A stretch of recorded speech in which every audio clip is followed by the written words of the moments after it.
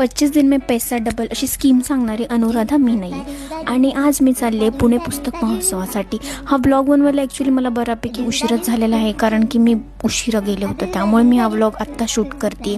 सजावट तर अतिशय सुंदर केली होती. त्याच्यानंतर आम्ही गेलो फोटोग्राफी एक्झिबिशन बघण्यासाठी. अतिशय सुंदर इमोशन्स कॅप्चर केले फोटोग्राफी. तिथे मी बाहुबलीलाही पाहिलं. त्यानंतर एंटर केल्यानंतर राजांचं दर्शन झालं आणि पुस्तक महोत्सव बघण्याला सुरुवात झाली. आणि त्यानंतर इथे मी बरीच पुस्तकं आणि फनी स्टिकर पाहिली. आणि ही आहे फ्रीची ॲडवाईस, घ्यायची तर घ्या, नाही तर जाऊ द्या. त्यानंतर इंडियन कॉन्स्टिट्यूशन, त्यानंतर मी हिटलरला पाहिलं. त्यानंतर बालपण माझं आणि तुमचं बालपणची पुस्तकं वाचण्यात गेलं. ती बालभारतीची पुस्तक पाहून परत बालपणीची आठवण झाली. आणि त्यानंतर सिंगल का आहे ह्याचं उत्तर मला सापडलं, कारण की मी इंजिनियर आहे, त्यामुळे मी सिंगल.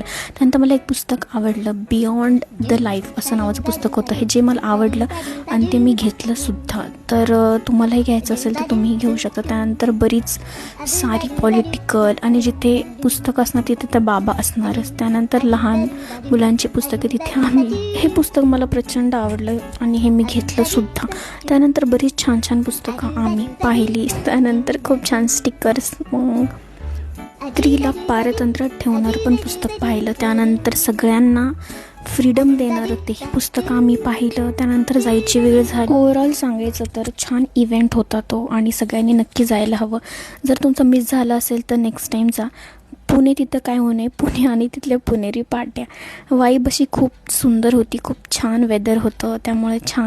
सायंकाळ झाली होती, तिथली सजावट, तिथला वेदर, त्यामुळे अजूनच छान वाटत होतं. आणि आम्ही असंच बाहेर निघत होतो ती सुंदर सजावट पहा.